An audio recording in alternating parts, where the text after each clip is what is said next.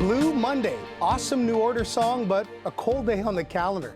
The third Monday every January has earned the reputation as the gloomiest day of the year in fiction and formula. And here with the antidote on what does look much more like a white Monday to me so far is naturopath and lifestyle expert, Dr. Joyce Johnson. Dr. Joyce, thanks for being here. Thank you so much for having me on this very typical Blue Monday. You're right. It typically does happen about this time of year that we get the blue and the white. This is kind of an invention of the travel industry to kind of get people, off their butts and out into, warmer climates. Weather is the thing, shopping debt from the holidays, fails with your New Year's resolution, the dark days of the season, all that. But seasonal affective disorder is a real scientific thing, right? Absolutely. And you know what? It can have a huge impact on our moods. The shortened days, maybe the drearier weather, maybe not getting enough exposure to sunshine. Yeah, these can absolutely have a negative impact on your health. And there's a lot of information, a lot of great research to support this as well. Okay. But there are things that we can do. Great. Well, let's start with eating mood foods. What's that? Absolutely. So, we know that food is medicine. So mood foods, think about them as good, healthy fats, especially omega-3 fatty acids. So things like I have some fish here. I have some different types of fish. You also have, for vegetarians, you can get omega-3 from flax seeds, from chia, from walnuts, and your body cannot produce omega-3. And omega-3 is essential for helping your body to make serotonin, which is our feel-good hormone in our brain. So it's really important that you are getting food sources of omega-3 on a daily basis. Next, organizing your space. Yes, declutter. I know this might sound like a lot of work for people, but research also supports that having a clutter-free area actually decreases your stress hormone cortisol, which can affect mood as well. So we know that it increases productivity. It helps to improve your sleep. So once you've decluttered, maybe you stop off at your local florist, get some nice flowers to help improve that mood as well. But really, I promise you, clutter-free is the way to go. And start by making your bed every day. That's yes, for sure. The great outdoors. I mean, this is a simple, elegant solution. Just get outside. Yes, getting outside, making sure that you are getting exposed to that fresh air. Walking in nature has been shown to help reduce brain activity in an area associated with depression. So whether it just be for shoveling your driveway today, I'm so sorry for people that have to do that. And it could also be for exercise. There's a lot of really great outdoor ice rinks. So an opportunity to maybe try something you've never done before or something you haven't done since you were a kid. And this folds into the last tip, sort of sun replacement therapy. Just getting outside, the daylight factor, it's really important. It really is important. So if you can get exposure to daylight between 6 and 8 a.m., maybe not so much until the weather clears up a little bit, but get into an area of your house where you can open the blinds, you can pull back the curtains so you get a lot of light exposure. If that's not a possibility and maybe you feel that you need a little bit more, maybe you're going to invest in a lamp where you're going to get a little bit more exposure. Doing this like 20 to 30 minutes per day, it could even sit on your desk. Like that would be a great break during work. Yeah, those high color temperature daylight replicators, it's really a good idea. I mean, if you can invest in one of those, it'll do it'll be a great benefit for you. Dr. Joyce Johnson, always a pleasure, naturopathic doctor and lifestyle expert. How do people get in touch with you, reach out for even more? Perfect. You can find me on social. You can find me on Instagram at drjoyce_health and fitness. And I will be posting a little bit more information about this as well today. And you know what? If this is the most depressing day of the year, it only gets better from here. I like your attitude, Dr. Joyce. Thank you so much for joining us. Thank you for having me. Have a good blue/white Monday. You too. All right. Take care. Thanks. Health Canada has approved Pfizer's antiviral pill. The federal health agency says the prescription-only medication can be given to adults to treat mild to moderate cases of COVID-19 if they have a confirmed positive viral test and are at a high risk of becoming seriously ill. Well, joining us live with the rollout is Ontario Pharmacists Association CEO Justin Bates. Justin, good morning to you. Let's talk about this very exciting development. Many people calling this antiviral pill by Pfizer a game changer. But before the game can be changed, it sounds like we've got a few hurdles. First of all, this is a very limited supply. Ontario only getting about 10,000 doses. And also the criteria for getting this pill or this treatment is also very specific. So can you talk about some of the things that you expect to see with the rollout? This is going to be at pharmacies because people take it at home, but are doctors, family doctors, going to be the gatekeepers prescribing this medication to people? And how will they do that exactly? So all great questions, things that we're discussing and collaborating with the Ministry of Health to determine how we can make sure that this has equitable access, and then we reduce all of the potential barriers. And one of those barriers, as you've mentioned, is supply. There's only 30,000 approximately in the country being shipped today. As you said, 10,000 to Ontario. Certainly, we're expecting more, about 120,000 by the end of the month or into February. But still, that's a very small number of doses. So there's the access issue about who's going to be prescribing this. And I think certainly we should be expanding that to pharmacists who can help facilitate timeliness to the care. We're seeing lots of patients now. We have authority in certain medications to extend on chronic medications, prescriptions, to adapt and to prescribe smoking cessation products. So this is not outside of our expertise, and it's something that we'll be advocating for in terms of ensuring the safety of the supply and patient care, because there are drug-to-drug interactions. Quite severe ones if you're taking a kidney or liver medication, and some other medications that could cause some challenges. Right. And Justin, this pill is only for those who are 18 and older, I believe. Now, can you talk about who it qualifies to get this? I know that right now, look, PCR testing is highly kind of debilitated in the province, but Dr. Teresa Tam says you can also show a positive rapid test. So do you see people, coming in with their test results to the pharmacy or their doctor's offices saying, hey, look, I'm positive, I have symptoms, but then how do you determine if they're also high risk? And is this also going to be available to the unvaccinated? Is that predominantly who it's for? So it is for high-risk individuals, those that are immunocompromised or have high-risk conditions, the unvaccinated as well, as you've noted. I think the key here is that you have to take the medication and start it within 5 days of the onset of symptoms. So that leaves us a very short window, and we need a confirmatory test. And we know that access to PCR tests has been extremely limited, although this category of individuals would qualify for PCR tests in a pharmacy as the eligibility stands today. That said, lab capacity is a challenge, continues to be a barrier, and access to rapid tests is also a challenge. So we would be asking for more distribution of the rapid molecular test, something like an ID now that would not require labs, would give you a diagnostic molecular-based test similar to a PCR test. And that's going to be really important because we can't wait more than a couple of days for a test result, particularly if the onset of symptoms has already presented itself. So those are the key. You take the medication twice a day for 5 days. And I think pharmacies can be a turnkey solution for this in terms of prescribing it, testing, monitoring the drug-to-drug interactions. We also have access into what's called a clinical viewer, which gives a holistic view of the patient record. All the medications are on through physicians, hospitals, and pharmacies. So I think this will be an important part of making sure that we have access. But without the supply, we're talking about a very small cohort of people that will actually get the medication. Yeah, and with that limited supply, it certainly won't be a game changer quite yet. But as we've been saying, another tool in the toolbox to fight COVID-19. Okay, Justin Bates, CEO of the Ontario Pharmacists Association, thanks so much for your time this morning. Have a good day. Thank you. Former fashion designer Peter Nygard is expected to learn today whether he will be granted bail after being charged by Toronto police. Nygard is facing 6 counts of sexual assault and 3 counts of forcible confinement. Police say the allegations date back to the late 1980s and mid-2000s. Nygard is also facing 9 sex-related charges in New York. Joining us live now with more on this is criminal defense lawyer Ari Goldkind. Ari, thank you so much for joining us this morning to talk about this. I feel like with this Peter Nygard case, his bail hearing, it's been pushed back again. So finally today we're going to hear about it, but the original date was set for January 6th, right? Yes. Good morning, Jen.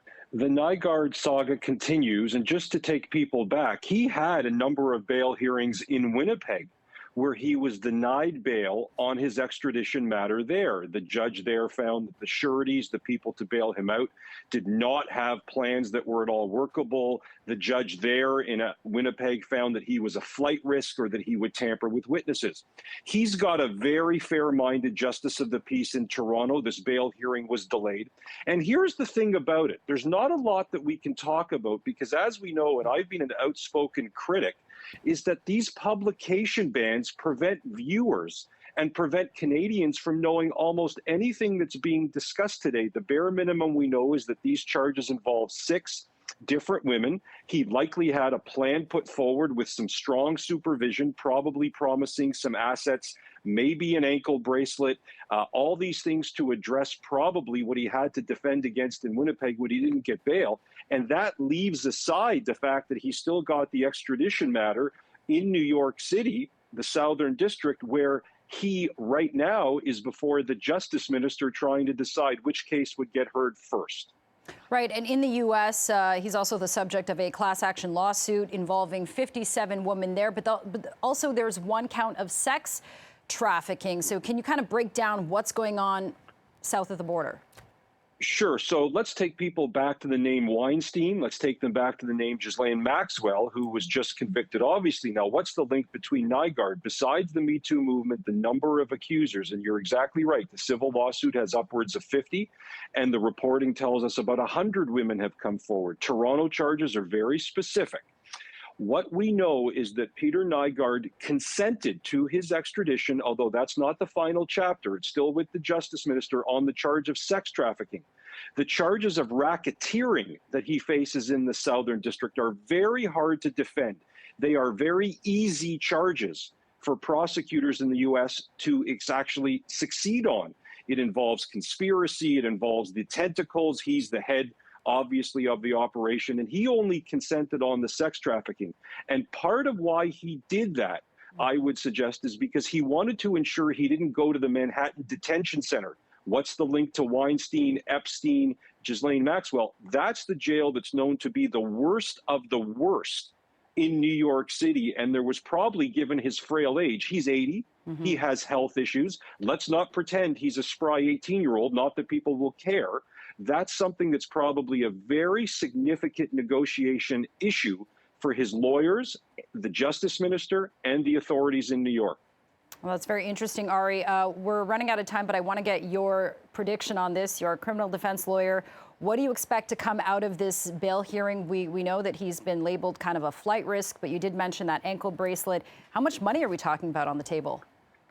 Well, he has said that he's impecunious, and that's something that's important, that he's run out of money, legal fees, all of the lawsuits. I don't think that this Justice of the Peace will necessarily focus on money. It's more, can he be safely released? In a previous day, it was likely he would have been released on a very strict bail. Given the constellation of factors here, Winnipeg, extradition, the problems with his previous plans, unless those holes were filled up very, very soberly and carefully by his excellent skilled defense team, he may not again see the taste of freedom that he's hoping to see. Okay, criminal defense lawyer Ari Goldkind, always appreciate your time and your insights. Have a great day. Thank you, Jen. So it's January 20. By this point, you've either entered the New Year's resolution sweet spot or you're just this side of throwing in the towel. But before you make any impulsive decisions you might regret, give us your undivided attention for 4 good minutes of resolution religion with celebrity concierge and time management coach Tara Stubbons. Tara, thanks for being here. Thanks for having me. Let's see how much we can squeeze into 4 minutes here. Let's start here. You have this really impressive client list of celebrities. Drake, Sandra Bullock, Lady Gaga, Richard Branson, Mick Jagger. I could go on. You know, these are important people whose time is very valuable, like all of us, though. What are a few of the, tricks of time management they've taught you and you've taught them?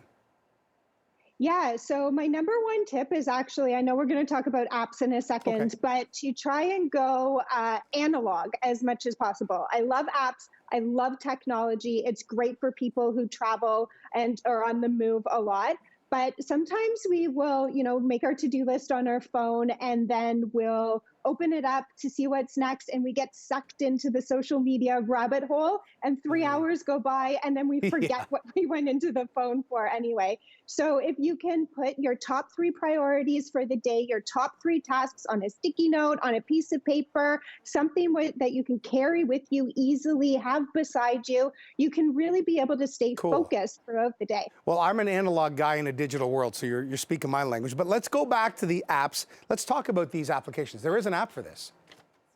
There definitely is. So I love to be able to stay focused throughout the day on my tasks and my priorities. And my number one app to do that is called Forest. And I love it because you set a timer, say 25 minutes of your focus time, and it actually grows a little tree as you are, focusing. And if you pick up your phone and go into another app, you actually kill your tree. So sad if you look at it before the time's up. And if you stay focused throughout the months, you can actually grow a real tree. So you can help save the environment as well. What about another app?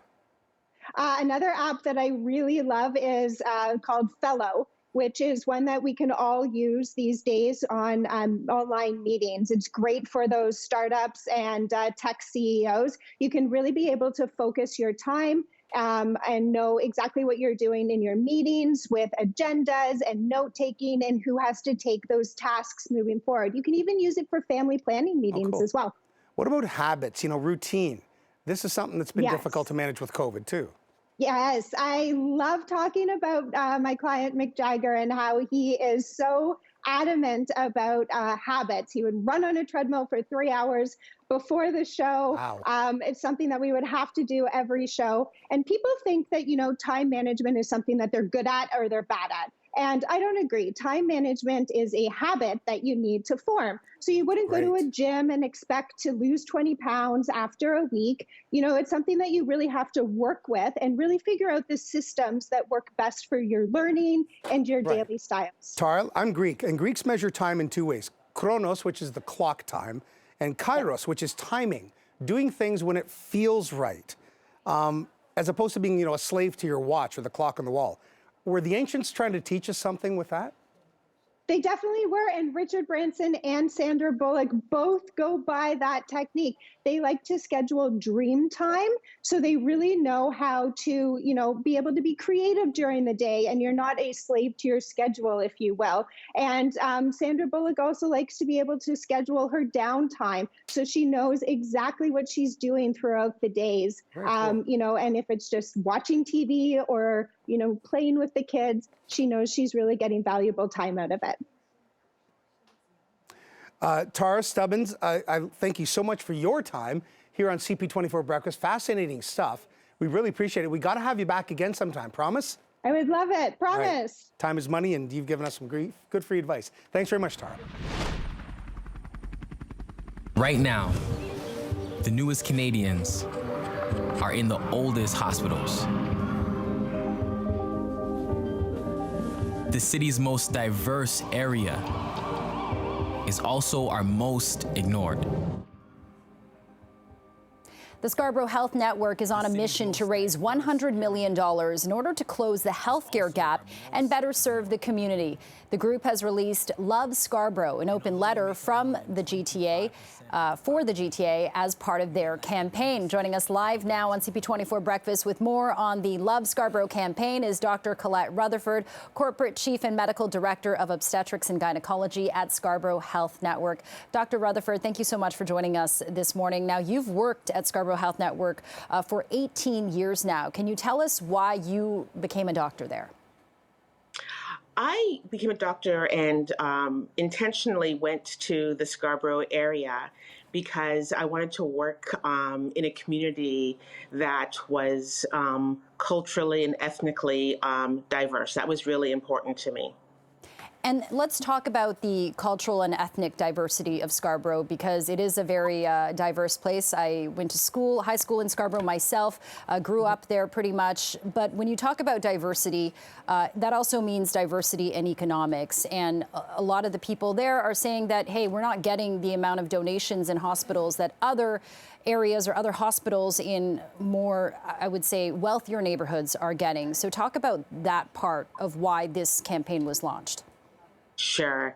So Scarborough is a wonderful community, as you know, having grown up there, and it's approximately 1 million people. Of that population, about 59% are newcomers to Canada. About 50% speak a primary language other than English, and almost 75% are visible minorities. The hospitals in Scarborough have been chronically underfunded for decades now. And we see that in the aging infrastructure and just in the lack of spaces to expand. We're really fortunate now to be working with the government who kind of understands where we are and are willing to invest. But with government investment, we also need local community investment as well as part of the funding. Right now, although Scarborough represents 25% of the population of Toronto, the Scarborough hospitals only receive about 1% of healthcare donations. And these donations are absolutely critical in terms of upgrades, expansions, new programming. And so we're reaching out to Toronto as a larger community to help us and to support us in raising this $100 million to better serve and continue to provide excellent care to the people of Scarborough. And I know that Mayor John Tory is supporting the Love Scarborough campaign. I think he declared Love Scarborough Day, January 13th. Can you talk about where this $100 million raised, what exactly that will go towards? Sure. So there is some specialty kind of focused areas that this money is going to go. So it's upgrades and expansion of the emergency departments. It's upgrades and expansion to diagnostic imaging. It is also creating a new community mental health hub to serve a greater number of people, and as well to increase dialysis services in Scarborough and in the region, actually. Okay, and Dr. Rutherford, can you talk a bit more about the healthcare gap? Why do you think it's been so long in the making? You say that this has been a problem for decades. You know, I can't go into, I'm not really sure what the reasons are. I just know that it's kind of been a chronic underinvestment, and there probably are many, many, many reasons. We're focusing now on kind of the new government and, you know, their initiatives and their support in partnering with us, and to kind of shine a light on Scarborough and improve just the situation now. Okay, well, good luck with this campaign, and thank you so much for joining CP24 Breakfast this morning. Dr. Colette Rutherford, take care. Thank you for having me. Thank you.